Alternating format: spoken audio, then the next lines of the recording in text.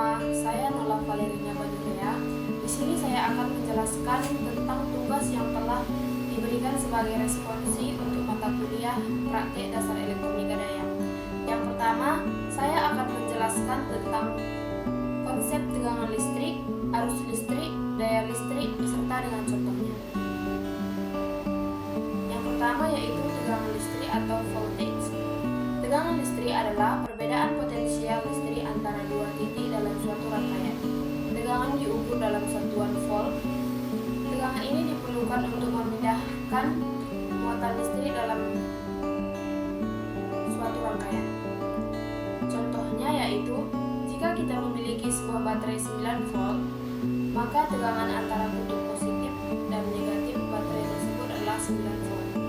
Yang kedua yaitu arus listrik atau current. Arus listrik adalah aliran muatan listrik yang mengalir melalui suatu konduktor. Biasanya diukur dalam satuan ampere. Arus dapat berupa arus searah atau DC atau arus bolak-balik AC. Contohnya yaitu, ketika sebuah lampu menyala, arus listrik mengalir dari sumber tegangan atau seperti baterai atau stop kontak melalui sebuah kabel ke lampu. Misalkan arus yang mengalir adalah 2 ampere. Jadi kita mendapatkan jawabannya 2 ampere. Yang ketiga yaitu daya listrik. Daya listrik adalah laju penggunaan energi listrik dalam suatu rangkaian. Daya diukur dalam satuan watt atau W. Daya dapat dihitung dengan rumus daya sama dengan tegangan dan dikali arus. Contohnya yaitu, jika sebuah lampu memiliki tegangan 230 volt dan arus yang mengalir adalah 1 ampere, maka daya yang digunakan oleh lampu tersebut adalah P sama dengan 230 volt dikali 1 ampere, maka kita mendapatkan jawabannya yaitu 230 watt. Baik, di sini saya akan menjelaskan soal nomor 2. Yang dimana soalnya, jelaskan perbedaan antara sumber tegangan listrik dan sumber arus listrik. Jawabannya yaitu, sumber tegangan adalah perangkat yang menyediakan perbedaan potensial listrik dalam suatu rangkaian. Sumber ini berfungsi untuk mendorong muatan listrik agar mengalir melalui konduktor. Sedangkan sumber arus listrik adalah perangkat yang menyediakan aliran muatan listrik secara konstan. Sumber ini dirancang untuk menghasilkan arus tetap tanpa memperhatikan perubahan beban. Baik, saya akan menjelaskan soal yang ketiga. Di sini, jelaskan perbedaan komponen elektronika aktif dan pasif beserta dengan contohnya. Komponen elektronika aktif adalah komponen yang dapat mengontrol arus listrik dan memiliki kemampuan untuk menghasilkan, menguatkan, atau mengubah sinyal listrik. Komponen ini memerlukan sumber daya eksternal untuk berfungsi. Contohnya yaitu transistor, digunakan untuk menguatkan atau mengalihkan sinyal. Contoh kedua yaitu dioda, mengizinkan arus mengalir dalam satu arah dan digunakan dalam rectifier. Yang ketiga yaitu IC atau integrated circuit, mengandung rangkaian terpadu yang dapat melakukan berbagai fungsi.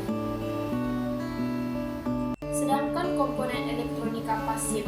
Elektronika pasif adalah komponen yang tidak dapat mengontrol arus secara aktif dan tidak memerlukan sumber daya eksternal untuk berfungsi. Komponen ini hanya dapat menyimpan atau mengalihkan energi. Contohnya yaitu resistor, menghambat arus listrik dalam rangkaian. Yang kedua, kapasitor, menyimpan dan melepaskan energi listrik. Yang ketiga yaitu induktor. Induktor menyimpan energi dalam bentuk medan magnet. Baik, di sini saya akan menjelaskan soal keempat. Soal keempat di sini berbunyi, deskripsikan karakteristik dari komponen dioda beserta dengan fungsinya. Karakteristik dioda: sifat pendirect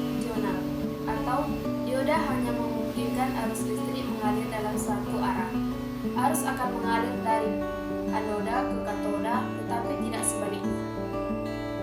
Yang kedua yaitu tegangan maju atau forward voltage. Dioda memiliki tegangan maju minimum atau biasanya sekitar 0,6 sampai 0,7 volt untuk dioda silikon yang diperlukan untuk memulai aliran arus. Yang ketiga yaitu tegangan balik atau reverse voltage. Dioda dapat menahan tegangan dalam arah terbalik hingga batas tertentu atau tegangan balik maksimum, di mana jika dilampaui, dioda dapat rusak karena karakteristik keempat. Pada grafik arus 1 PS dengan tegangan V atau volt, dioda menunjukkan karakteristik non-linear di mana arus memulai mengalir secara signifikan setelah mencapai tegangan maju. Kapasitas penyimpanan. Dioda juga memiliki kapasitas penyimpanan muatan dalam kondisi reverse biasa yang dapat mempengaruhi performa dalam aplikasi tertentu. Apa sih fungsi dari dioda? Fungsi dioda digunakan dalam rangkaian receiver untuk mengubah arus bolak-balik atau AC menjadi arus searah DC. Yang pengaman dioda yaitu dioda dapat berfungsi sebagai pengaman untuk melindungi rangkaian dari arus balik yang dapat merusak komponen lain. Pengaturan tegangan. Dioda Zener atau varian dari dioda digunakan untuk memberikan tegangan referensi yang stabil dalam rangkaian. Modulisasi sinyal. Dioda dapat digunakan dalam aplikasi modulisasi sinyal seperti dalam pemancaran radio. Yang terakhir yaitu sirkuit sleeping dan clamping. Dioda digunakan dalam rangkaian clamping untuk membatasi amplitudo sinyal dan dalam rangkaian clamping untuk menggeser level DC dari sinyal. Dan yang terakhir yaitu soal kelima, deskripsikan karakteristik dari komponen transistor beserta fungsinya. Karakteristik transistor yaitu dapat berfungsi sebagai saklar elektronik. Transistor dapat menghidupkan atau mematikan aliran arus listrik dengan cepat. Karakteristik yang kedua, dapat berfungsi sebagai penguat arus. Transistor dapat memperkuat sinyal arus listrik yang lemah menjadi sinyal yang lebih kuat.